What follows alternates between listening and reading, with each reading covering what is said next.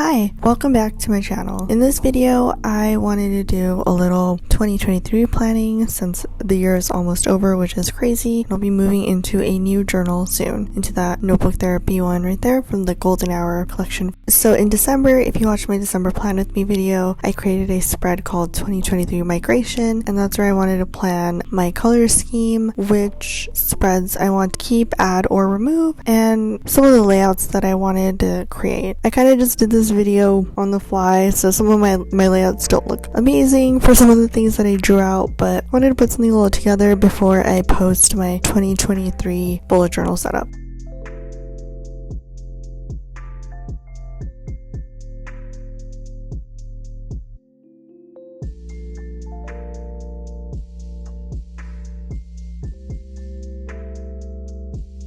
And so at the top, I put 4 circles, which is where I wanted to put my color scheme.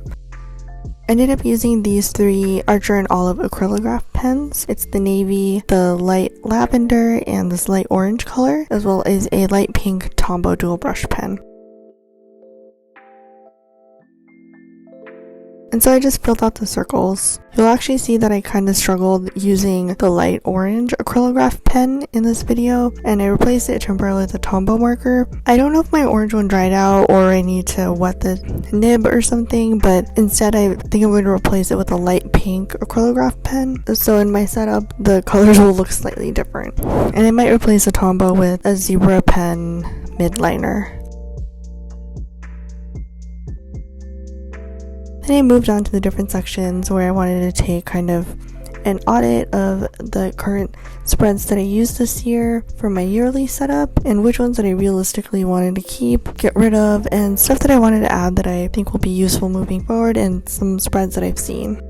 And so you'll actually see a quick flip through of my yearly spreads. I'll go into these in more detail in my 2022 flip through video, which is something I'm planning to put up really soon as well. So first I want to go back to the front. I definitely still want to keep the grid spacing page because I found that really useful, as well as having a nice cover page to start the year out. I'll probably get rid of the key. I don't really use it, honestly. I use like the completed, migrated things, but I don't really use most of them. This next page I still haven't filled out, but I have everything written down on like a post-it note. It's about looking back at 2021 and putting down some like important memories, milestones, moments. You'll see that I lined the edges of the pages with gold washi tape to kind of give it that gilded look, which is actually something the notebook therapy journal already has. This next page is my overview and event spread. I'll probably keep this, especially because I have number washi tape, so I don't have to manually do this and mess up my calendar. This next spread is my 2022 goals. I think I'm going to have just a single page for my goals and simplify it.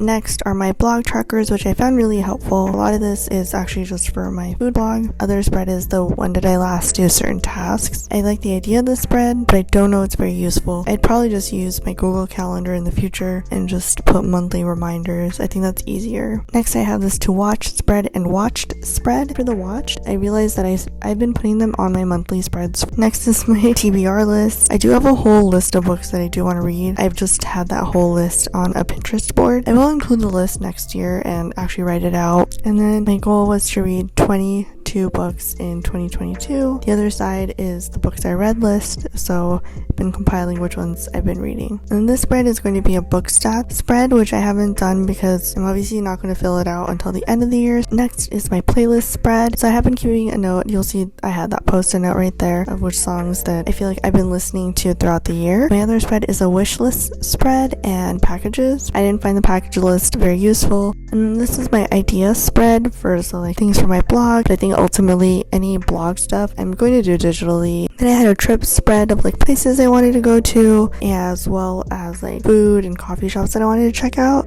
So I'm going to keep these, but they'll look different. So going back, you'll see I filled out the empty circle with the Tombow because my acrylograph pen was being really weird. And so then I went through and started writing out some of the spreads that I'm going to keep.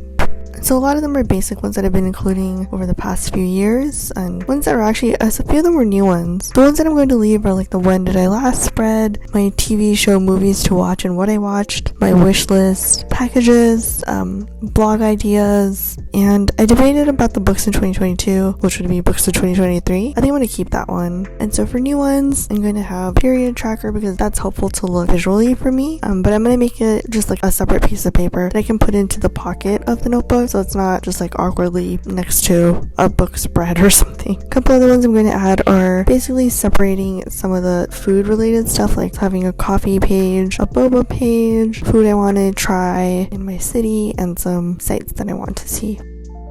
And then even though I don't create a table of contents actually in my bullet journal, nor do I number my pages, but it's helpful for me to write out the order of where all these spreads are going to go, just so I have an idea of what's going on which page. And I do number it just for myself here in this little table of contents, just so I know how many pages I'm using. It's helpful for me because I know how many pages are gone and how many pages I have for the rest of the year. Ideally, I want to keep the whole year in one notebook, but we'll see how it goes. Like in 2022, I did end up keeping everything in one notebook, but it's also because I didn't always have a weekly spread and like I skipped a month, so I ended up having pages.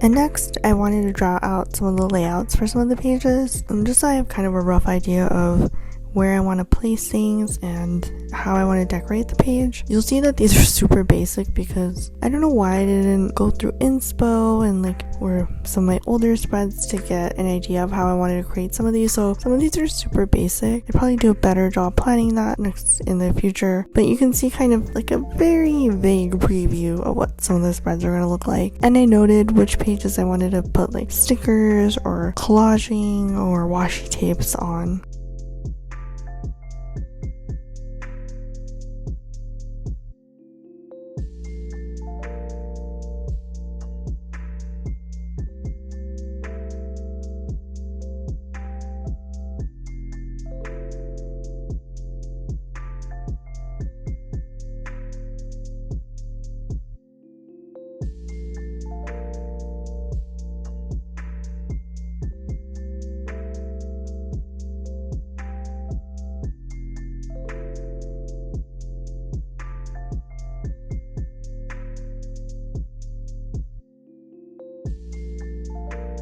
And yeah, that's pretty much it for this spread. It's pretty basic, pretty minimal. I mostly just wanted to use it as a place to get my thoughts out and have a list, so it's not really fancy at all or looks really cute. A lot of times I actually do this on my iPad just so I can like move things around, easily erase things, and you know, like copy paste.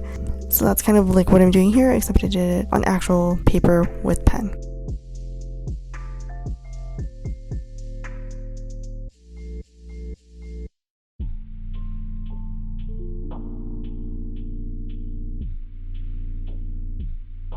Anyway, I hope you enjoyed this video. Please let me know what you think in the comments. and I'll see you in the next video, which will be my 2023 bullet journal setup. I still need to work on it, of course, because I just finished this planning page, so I'm hoping it'll be up in the next few days, or most likely in the next week. So stay tuned for that. If you like this video and you're looking forward to seeing what the next setup will look like, please be sure to subscribe.